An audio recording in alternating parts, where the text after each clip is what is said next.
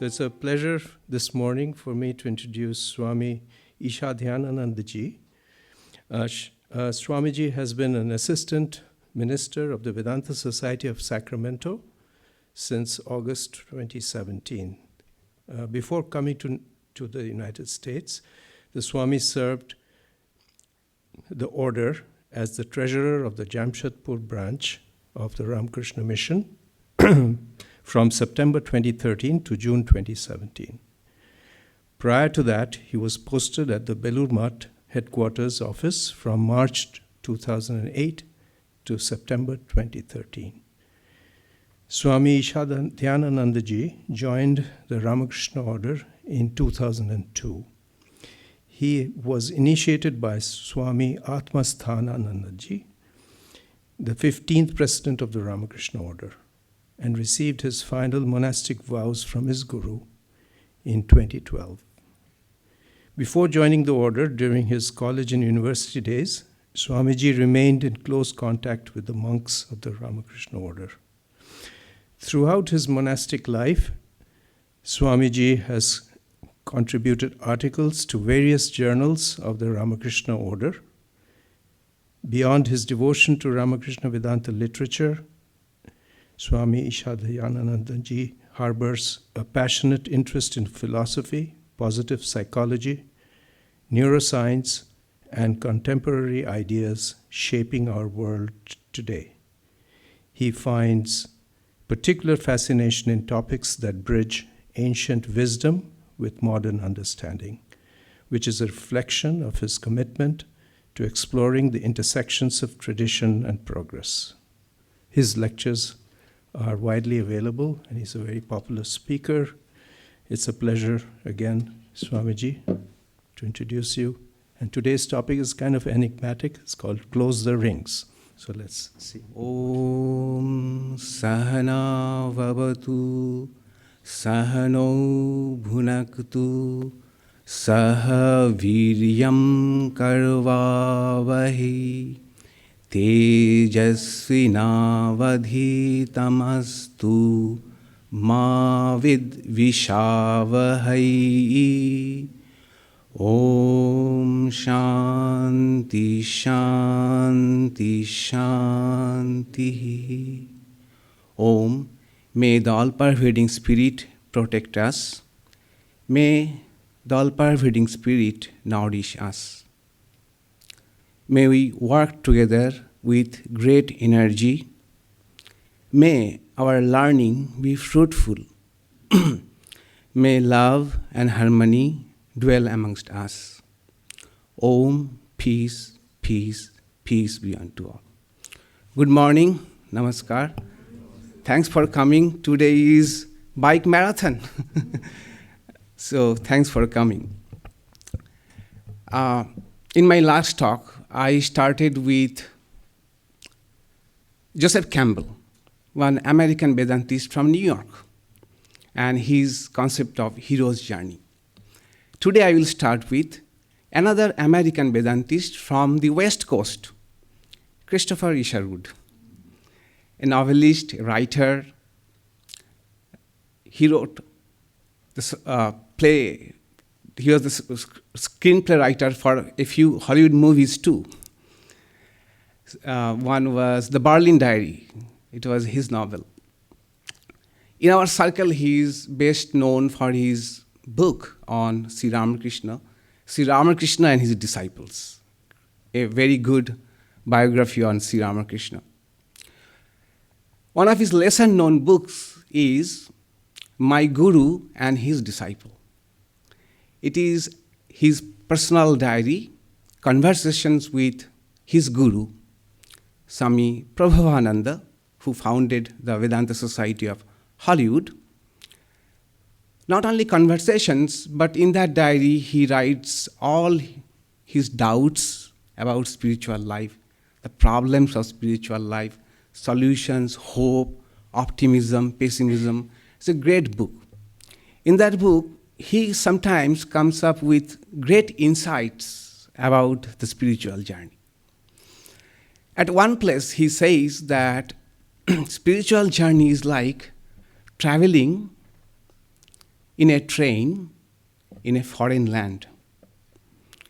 In a dark, new moonlight, everything is dark outside, and the train is also dark. The lights are out.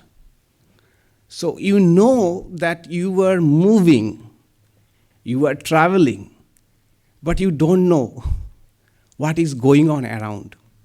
You don't get a sense of the landscape around. But you have some faith that this train will reach somewhere with this hope. That is, most of us probably can identify with Christopher Isherwood. The spiritual goal that is set before us is very sublime and intangible. So we don't know how we are progressing. Are we progressing at all or not? We don't get any feedback, day-to-day feedback about our progress. And when we are pursuing a goal about which we don't get feedback, very often what happens is we lose motivation. We lose motivation. What if we can develop a tool which can break down the ultimate spiritual goal into some tangible goal, which gives us day-to-day feedback about our progress, which motivates us?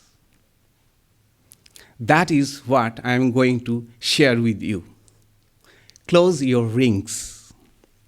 The idea came to me a few months ago when I got, thanks to one of my Silicon Valley friends, I got an Apple smartwatch. So I am into working out, which I started after coming to US.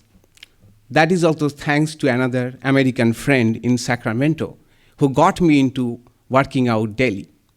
So to track my fitness progress or also to get a feedback, I got the Apple Watch. And I saw that in Apple Fitness Track, there are 3 rings. Some of you may know, but even if you don't know, does not matter. So it shows your day-to-day fitness progress in 3 rings. The outermost ring is called move, that is, burn calories.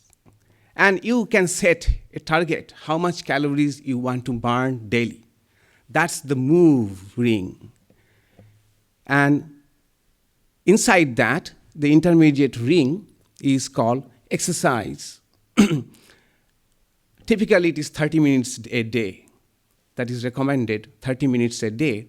That's the ring exercise. And the core ring, the innermost ring, is stand goal. How many hours you should be standing to avoid sedentary lifestyle. And luckily, I close all the rings almost every day. And as soon as I close the goals, the rings, I get a notification. Congratulations, you have closed all the rings. That is the way to go. And it feels so good. Even a tiny motivation like that keeps me going. Not only that, what happens is, with time, you even try to increase your goal. You feel motivated, and when you see you can, you try to even increase the goal. Keep it going. So first time I saw it, I thought, great, it can be expanded to all the dimensions of our health. Our physical health, our mental health, and our spiritual health. That is the holistic life. The holistic life. Because all of them are interconnected. All of them are interconnected. That the science is more coming to this fact, that physical health connected to mental health, mental health connected to physical health, spirituality is connected to mental health is connected to spirituality, all of them interdependent. So we can do that, expand this idea of rings, closing 3 rings into 3 dimensions of health. That is what I am going to share with you. First one, physical health, the outermost ring. It is obvious the need for maintaining a good health. It is known to everybody. But this needs some explanation for spiritual aspirants, especially who are into the path of non-duality. Those in the path of non-duality, they say, we are not body, we are not mind. Why should we care for that? And indeed, I have seen many spiritual aspirants neglect their physical health with this argument: if we are not our body, if we are not our mind, why should we care so much about it? Why should we give any thought at all? It sounds good, the logic sounds good, but there's a lot of fallacy in the logic. Fallacy is like this: I am not my car, but would I like to drive a well-maintained car or not? If I keep my car well-maintained, I can focus on the journey, on the path, on the signs. But if not, the car will very often let me know its presence. Let me know that you have neglected me, now indulge me. Same way, it is our health.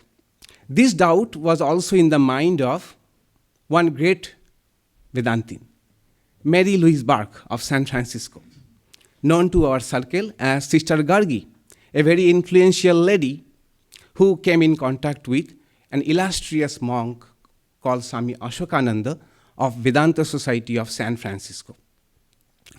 And she was very much inspired by the Swami teachings of non-dual Vedanta. She left everything, became a nun, and wrote 6 volumes on Swami Vivekananda's stay in the West. Swami Vivekananda in the West, New Discoveries. It's a magnum opus to learn about Swami Vivekananda's detailed journey or teachings, his life in the West. She also wrote a book on her guru, A Heart Poured Out. A Heart Poured Out. It's a great book. If you can get it, please read it. A Heart Poured Out. One of her lesser known books is A Disciple's Journal, where she records her conversation with her guru, Swami Ishadhyanananda ji. Later on, it was published.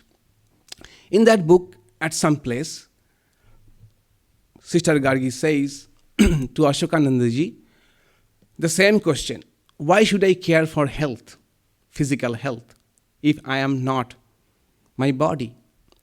Swami Ishadhyananda said, don't abuse a horse as long as you are riding it. Don't abuse a horse as long as you are riding it. There's a lot of wisdom in that pithy sentence. For example, let's take the core practice of non-dual Vedanta: Shravana, Manana, Nididhyasana. Read, listen to the Upanishads, then reflect on them, and then meditate on them. But if my back is hurting, can I pay attention to the teacher? A part of my mind will be in the back pain. Can I do reflection well if my health is not well? Can I meditate well if my health is not well? So, even for non-dual practice, we need a good health, physical health. As soon as I joined the order, one senior Swami told me, forget about the quality of meditation. Most of us cannot sit properly, keeping their back straight, which indicates a weak core, weak core muscles. We cannot even sit upright for a long time. Forget about quality. Quality will come later on. That really has remained with me for more than 22 years. That if we have a good health, then only meditation and study and all of these can be more effective. So this is the explanation of why we should care for physical health, which is known to all, but it needed some emphasis for non-dual Vedantists. Even Swami Vivekananda, towards the end of his life, tells his disciple, Sharat Chandra Chakraborty, it is written in the conversation with Swami Vivekananda, he tells his disciple, take care of your physique. What are you doing? Don't you see? Even now I am doing workouts with dumbbells. Towards the end of his life, Swami Vivekananda. In 1895, he is writing from America to Swami Brahmananda, who was a wandering monk at that time, that physical health should be your topmost priority. He is emphasizing that. In another letter of the same year, he is writing to his another brother disciple, Swami Ramakrishna-Vedanta, take care of the food, take care of the hygiene, the water you are taking, and your physical health. We see in Swami Vivekananda all the time. Even in later times, we have had an illustrious Swami, Swami Yatishwarananda, who came to this country before starting many centers in the Europe. He started our Philadelphia center. He was here from 1942 to 1949. He wrote a great book, Meditation and Spiritual Life. It's a very good book for the spiritual aspirants. This library bookstall carries that book. So Yatishwarananda used to say to his disciples that even if I miss my meditation, I would not miss my workout. Although he did not miss his meditation, never. But to emphasize the need of physical health, he used to say that even if I miss meditation, I would not miss my workout and exercise. So that is the importance of maintaining a good physical health. You may ask, if it is so, why the spiritual masters don't say so? The answer could be, they assume we have a good health. They take it for granted that we have a good health. And it is not mentioned. For example, Chandogya Upanishad, Apayantu mamangani bak pranaschokshu srotram athabalamindriyani cha sarvani. That is, at the very beginning, let my entire body be healthy. My all limbs be healthy. With that kind of mind, we shall pursue the study of spirituality. In Bhagavad Gita, Sri Krishna says that those who are tamasic, the dark kind of mentality, having dark kind of mind, they neglect their health. And in that process, they give trouble to Lord who is sitting inside. They neglect their health, that is, they are neglecting also the Lord who is sitting inside. So much is for the need of maintaining a physical health. What should we do? Well, it is known to all of us. A lot of materials available online. What to do about physical health? One good way to start is one web page in Mayo Clinic, which gives age-specific, gender-specific target for physical fitness in all the categories: cardio, strength, mobility, flexibility. And all these tests you can do at your own home without needing anything special. With that, you can see where you stand in comparison to the ideal fitness level of your age, of your gender. Accordingly, you can incorporate into that in your daily schedule. So set a target. The target should be small. Don't start with big. Keep the target small. Okay. I started with 20 minutes. Now I do 45 minutes. How I do it? I have incorporated another activity with that. In the evening, I watch PBS News Hour. Very good news channel. Only news channel which does not raise your blood pressure. Does not give you anxiety. Okay. Even the not so good news are served in a very balanced and positive way. So I watch PBS News Hour for 45 minutes and I do my entire workout. That is the warm-up, the workout, and the cool-down or stretching. So make it enjoyable, keep a small goal, okay? And you don't have to complete it every day. You don't have to close this ring every day. Keep a target of 5 days a week, if not 4 days a week. 4 days, that is, most of the days I have completed my goal. And you will see very soon you feel motivated about it. And then you will probably add more and more elements into your workout. That is, the first ring, try to close your ring concerning physical health. Okay. So what I am doing is, all the rings that Apple Watch is showing, we are all generalizing into one ring, physical health ring. Okay. But one caveat. The caveat is, it is very easy to get into being a fitness freak. We should avoid that. Okay. Once we start doing physical fitness or maintaining our physical health, soon there are so much of literature and so many advices that we may be spending too much of time. So our goal is not to become a fitness freak, but spend every day some time, most of the days, in maintaining our physical health. That is the first ring, okay? Let's try to close it most of the days, at least 4 days of the week. Then comes the next ring, the intermediate ring called mental health. If our body can be compared with a car, our mind can be compared with the wheel.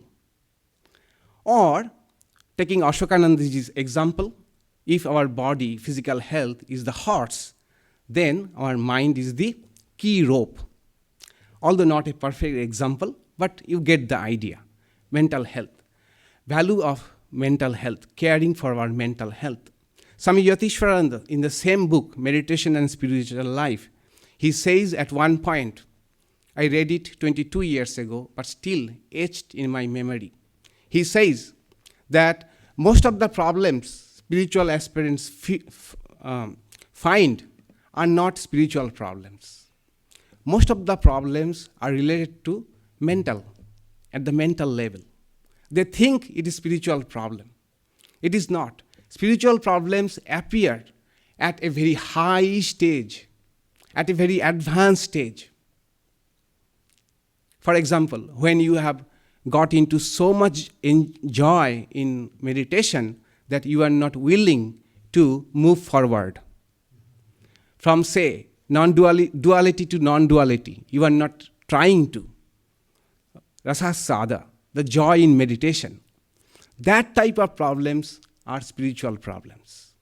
But most of the problems spiritual aspirants complain about are related to mental, at the mental plane.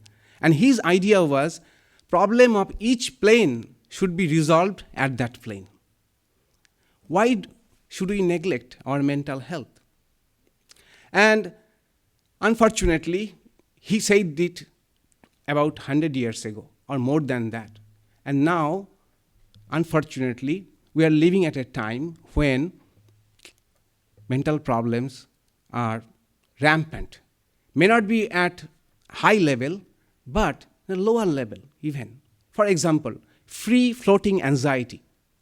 It is very common. Not anxious about any particular thing, but anxious on the whole because of this hyperconnectivity. There is such a thing called FOMO, fear of missing out.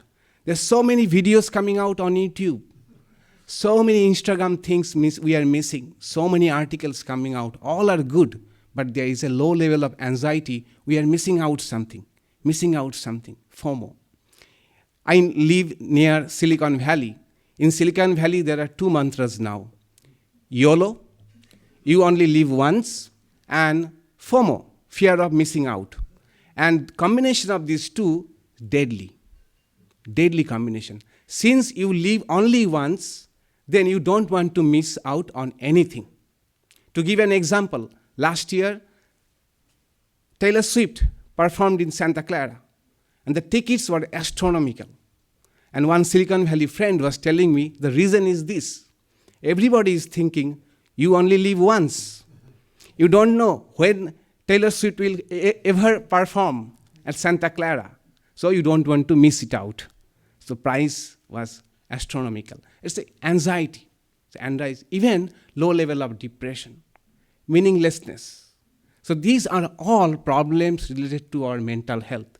Even if we don't have any of these problems, still it is good to maintain a good mental health. What should we do? There are many advices available. Even the field of positive psychology is a booming field now. Every other day they are coming up with new methods, way of looking, way of caring for our mental health. I will tell you only two things that have helped me a lot. That help me a lot every day. I have got result from that. That you can count as your intermediate ring, the second ring, completing that ring. One is, every day, before sleeping, in a notebook, write down 3 things that went well today.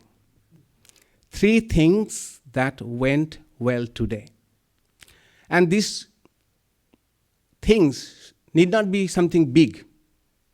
Maybe a small thing. For example, today, the coffee in the morning went well. Then, for each of these items, write down in brief why it went well. So you are not imposing anything into that. You are not trying to be grateful. You are not imposing gratefulness. You are just stating the fact that why it went well, because when I was taking the coffee, I saw a bird chirping. I took some time to appreciate the chirping of the bird. And I was relaxed. So the morning coffee went well. Very soon you will find that you are getting more than 3 items that went well. But stick to 3 items that went well. And write down why it went well. Very soon you will find you are addicted to this practice. This practice is addictive when you start doing this. And it does not take much time, 10 minutes. Keep a medium-sized journal and write it down. Make it even colorful. I personally write the things that went well in red. And why it went well in green. 1, 2, 3. 1, 2, 3. This is one thing we can do every day. The one great benefit of this is it's a great closer for the day. When we have spent our day in many activities, at the end of the day, our mind is full of many thoughts. And especially the nature of mind is to dwell only on what went wrong or what may go wrong tomorrow or day after. But if we make this practice, what is happening, in my mind's eye, the highlights of the day was the good things. So one great benefit, you will get a great sleep, good sleep. You will feel that yes, the day spent well. And now, time to sleep, wind up. That is one practice I would recommend. You can try and see for yourself. Even if you don't have any mental issues, mental problems, still you will see how good this practice is. Martin Seligman started doing this in 1984. Martin Seligman is the father of positive psychology, and he says, I could not stop doing it till now. Since 1984, he has been doing this. So you can do that. Another practice I would say is try to read something interesting every day, something new every day. This is also backed by science. You know, Martin Seligman and his colleagues, 50 psychologists together, sat and found out what are the virtues, positive traits in human beings. They came up with a list of 24 character strengths. So the positive traits in human beings. All of us have these 24 character strengths. For example, courage, or humility, or unselfishness, appreciation of beauty, teamwork, like this. These are called character strengths. And they have a website, VIA Character Strength, where you can take a questionnaire to find out your personal profile of character strengths. It is called signature strength. That is, among all these 24 virtues, which are your innate virtues, which you are more strong at. So they say, try to dwell more on your strengths. That is an authentic way of being happy. Anyway, those are 24 strengths. Recently, Scott Kaufman of New York University, who spoke here probably last year, is a prolific psychologist, cognitive scientist. He did a meta-analysis. He tried to find out, among all these character strengths, which strength is the greatest predictor for well-being.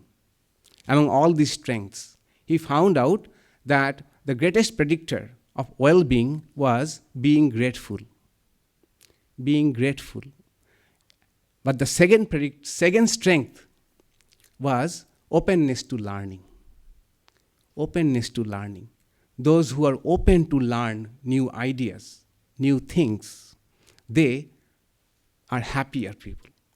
So, try to learn something new every day from good source. There are many good sources of learning. For example, I read every day at least 2 good essays from The Atlantic Journal, or even Scientific American, or a good such article from the New York Times. So we can make it a habit, at least one good idea which is worth having for the day, we should strive for. Even it is good to learn the ideas or ideology of people who are opposed to us. Even the opposite idea. John Stuart Mill, the British politician, he said, I know very little if I know only one side of the story. So to even know the other side of the story, we should read totally opposite ideology, political or otherwise. That expands our horizon, that makes us happier. So make a habit of it. That should be the second ring. Okay, second ring is read something new every day, worth an idea, worth knowing, and also close your day by writing down 3 things that went well. Okay, so we have closed 2 rings, and the core ring is left, that is spiritual health. Even we are physically strong, no problem. Even if we are mentally well, that is not also enough. In human beings, there is such a hunger called hunger for transcendence. Transcendence, where we feel one with something which is larger than ourselves. A reality, God, or whatever name you give it, which is larger than ourselves. A connection with that is called transcendence. Earlier, till recently, they thought human beings have 6 fundamental emotions: happiness, sadness, fear, anger, disgust and surprise, and that they had to review. Jonathan Hyde of New York University, he went to a temple in Bhubaneswar in India. There, for the first time, he experienced something sacred.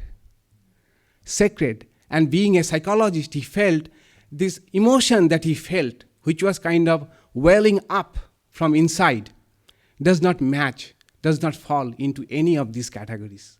He came back, along with his colleagues, he worked on that, and now they believe the sense of sacred, sense of awe, which is a mixture of reverence, love, a sense of, otherworldliness and emotion itself. And we should not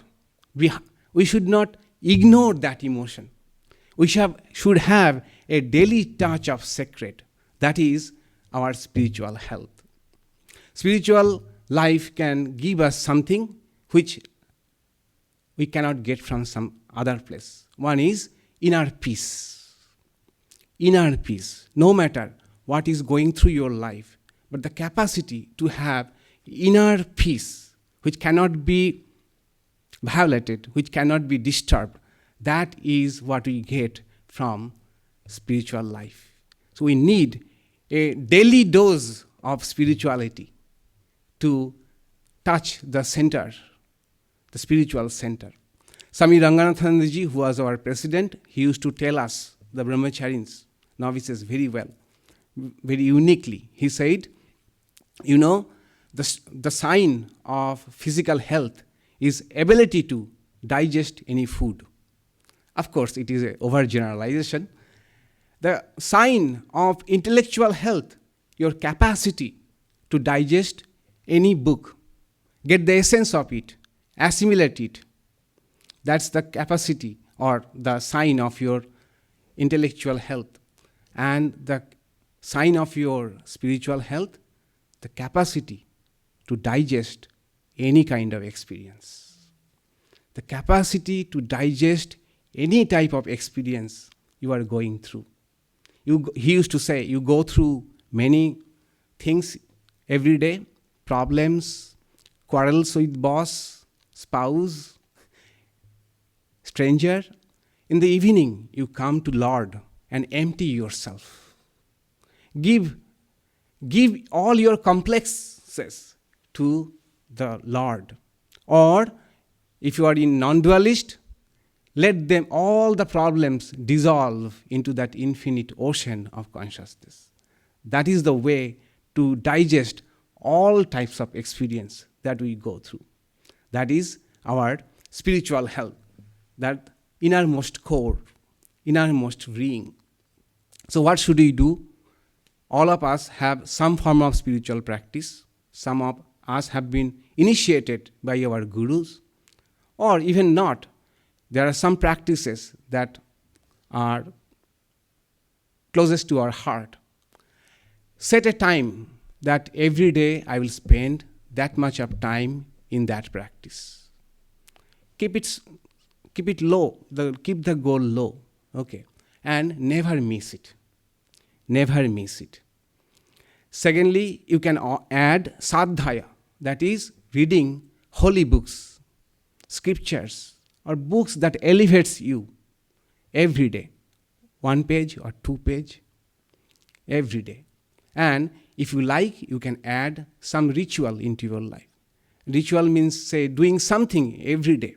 For example, here in this ashrama, I feel so good every morning from 6 to 7. The inmates here, those who are living here, they read Bhagavad Gita along with translation, then chant something, and then they read 2 or 3 pages from the holy lives. Then they meditate. In the evening, every day from 6:30, they do songs, vesper songs, and they meditate. These becomes the anchors of life. Anchors of life. These give structures to our life. So all these 3 we can add. Our esoteric spiritual practice, meditation, mantra japa, or manana, nididhyasana, whatever we call it. Read elevating books, holy lives, scriptures every day, a few pages, and adding some ritual if you like every day, and try to complete it. the innermost core. Okay, and that also, let's have some flexibility in that we may not be able to do it every day. Let's target for 5 days a week, if not 4 days a week. I am becoming very lenient because I have seen that keeping high goal does not work. Very soon we feel guilt, and to avoid the guilt, we let go of the spiritual practice altogether. It is better to have lower goals, achievable goals. So that let that be our innermost core. 3 rings. You might ask me how to record the rings. Apple Watch records the physical fitness ring. I would suggest the journal where you write down your good 3 things. Use that page as the rings to complete your rings. Use 3 colorful pens every day. I have closed physical ring. I have closed half of the mental ring. Okay, and the aim, in a week, have I completed 5 days or 4 days of each of the rings? The beauty of this model is there is flexibility. Over a week, you have to complete 4 or 5 days. There is flexibility. Second advantage of this model of 3 rings is it is making the ultimate goal, sublime goal, broken down into some achievable goal, some measurable goal, some tangible goal. When we have got that, we can forget the ultimate goal. Forget the ultimate goal. Focus on this path. Focus on this goal of closing the rings. And we can get feedback how we are doing in that. And when you complete each week the rings, congratulate yourself. Celebrate inside, silently.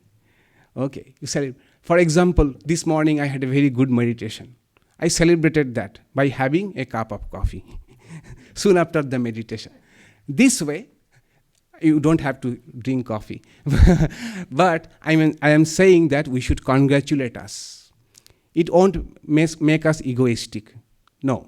You do it, you will feel, no, it is not making us egoistic. Rather, it is giving us hope, optimism, when we can do that. What happens when we can do this kind of things? Example, our present President Maharaj, who became president only recently, Swami Gautamananda ji. He is 95 now.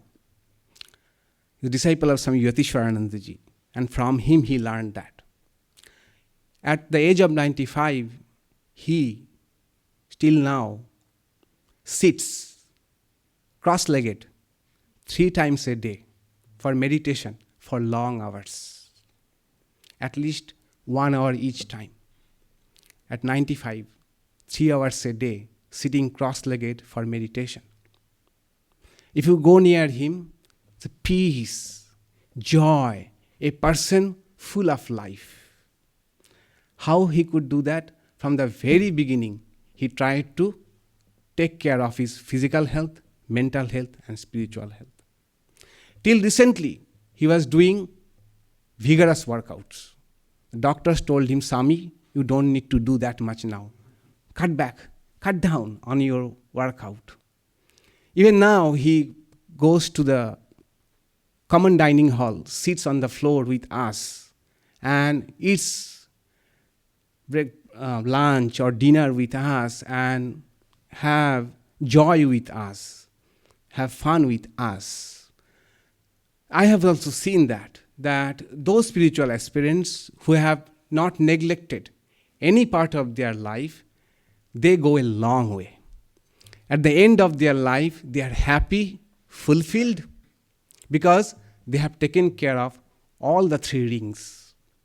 What I say today can be summarized by one teaching of one of our Swamis who was in the US, who used to tell the newcomers, the new novices, the monks or nuns who used to come to join the monastery or convent, very nicely he used to put it. He said, well, from now on, eat well, sleep well, read well, do your work well, meditate well. It is not only for monastics. It can be applied to each of us in all of our life. We should not neglect any part of our health, the holistic health, physical health, mental health, and spiritual health. That will give us satisfaction, fulfillment, a measurable way to see how we are progressing. And that will motivate us and boost us in our spiritual life. I shared this tool with you. I hope it will be helpful to you. That helps me. I have got immense benefit from it. Probably this will also help you. With this hope, I conclude. I will be happy to take questions after doing the concluding chant. Shanti, Shanti. Om Shanti, Shanti, Shanti. Harihi Om Tat Sat. Sri Ramakrishna Paramastu. Om, peace, peace, peace, peace be unto all.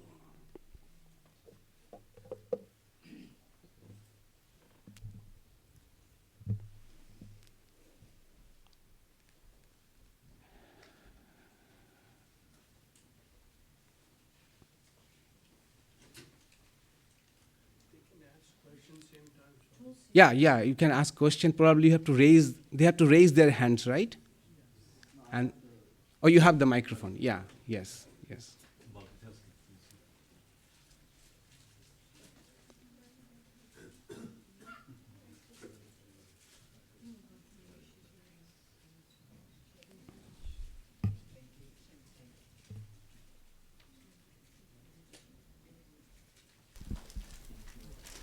Yes, please go ahead. Pranam Maharaj.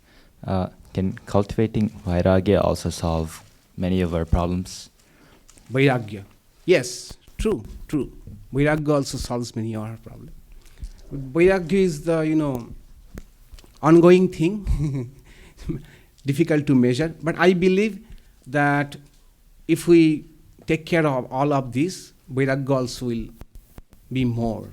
We shall keep the flame of vairagya alive.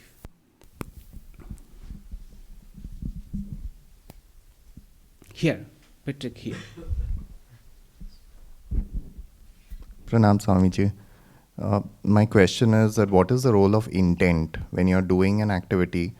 Should your focus be on completing that activity successfully, or should it be that this is an instrument towards gaining spiritually overall? Good. Yeah, for the time being, the goal should be only completing it. Okay. Very soon you will find that you will get more motivation when you would like to do more, or you will then focus on the quality. Okay.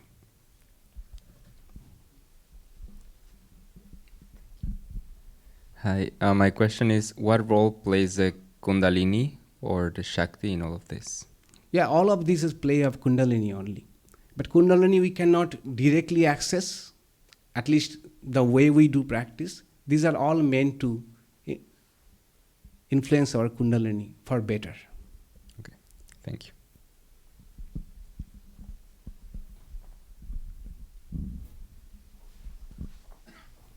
Yeah, Bill had a question.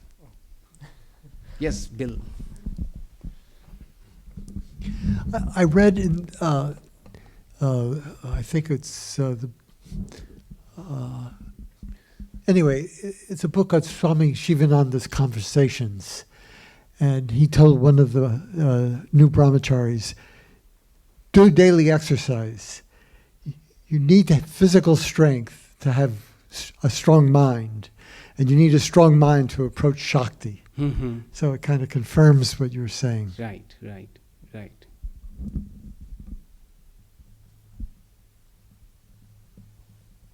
Yes. There, yeah. Patrick, yeah. Lady there. Pranam Swamiji. Thank you for the spectacular talk. I'm wondering, how do you define a strong mind? What is a strong mind, and how do we say, I have 50% of that strong mind and I have ways to go and things like that? Yeah, the strong mind is one criterion: flexibility, adaptability. That is the psychological definition of strong mind. How adaptive, how flexible I am. But that manifests in different ways. But flexibility is a very good measure of a strong mind. Swami Ranganathanandaji, I like to quote again. He would say that steel is stronger than iron. Why? Steel is more flexible. Okay, so rigid mind is actually weak mind. Rigid mind is a sign of weakness. Flexible mind is a good measure of mental strength. That also is a definition of resilient mind. We can bounce back. What you call the twig. A green twig is more resilient than a strong branch. Twig you can play it, tinker with it, but you will come back. But a strong branch, a brown branch, it breaks down under stress.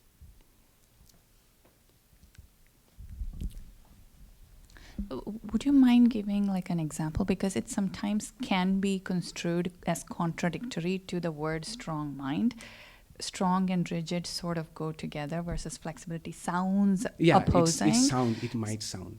Yeah. So where do we actually stand our ground?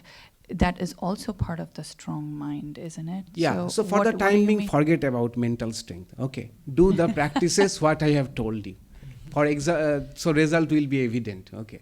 So sometimes we do so much hypothesis and speculation. Just follow what I have said. If you like it, okay, you will see the result.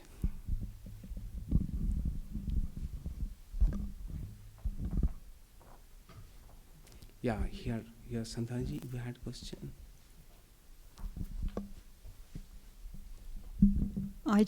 Thank you, Swami, for taking my question. I just have a very generic question, which I think many people have answered, but it's about focus. I find that even when I'm doing meditation, for me to focus on one thing is really hard. I try very hard, but it's difficult to do that. Even when you're doing the mantra japa, to focus on just one image is very difficult. So I keep going. So I break up the 108 into like 10, 10, 10, 10, like that, or 5 and each, whatever. So I do my counting. But I attribute it to different individuals. One to Swami Vivekananda, one to like that. But I'm saying the mantra for, for the Ramakrishna. So is that odds with what you're supposed to do? You say one thing means it's difficult. No. It's a struggle for all of us. It is a struggle for all of us. But forget the quality. For the time being, focus on closing each day the ring. The result will be evident. And take joy in completing the ring. Okay, for the time being. It will pay off later on. There is one question.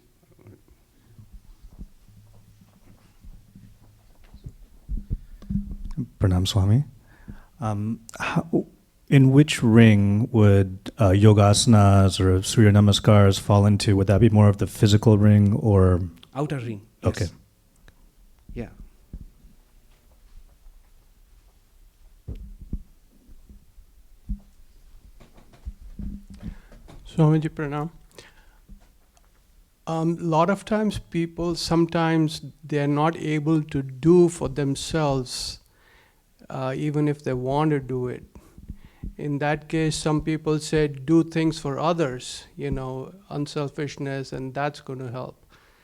Is that can you say anything about that? Yeah, so they are not at loggerheads. Okay. I can take care of all the rings and help others also in any way possible. Okay. So put your mask before helping others to put their mask. as they announce in the flights. We need to be also taking care of ourselves. Okay.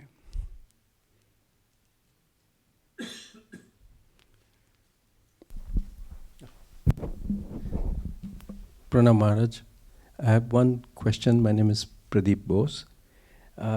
You mentioned as part of the second ring that reading is a very good thing. ideas, Yeah. and learn something new every day, and also consider opposing views.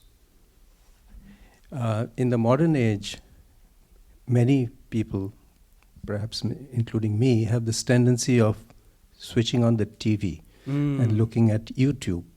Is that good or bad? Depending upon what you are looking for. Okay. If it is a good idea which helps you to make sense of the world, okay, or new way of looking at things, or learning something that will help in your personal life, that is good. Good. So when I said learn something new, I was not really referring to new information. I was talking about ideas. It is said that second highest thing, first highest thing is to live in the world of spirit. Live in the world of spirit.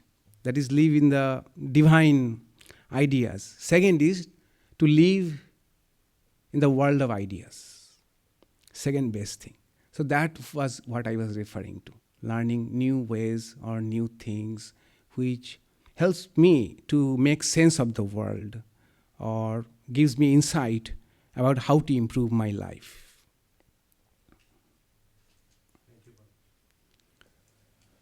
All right, thank you so much. I'll be greeting you at the back. Okay, thank you. Thank you.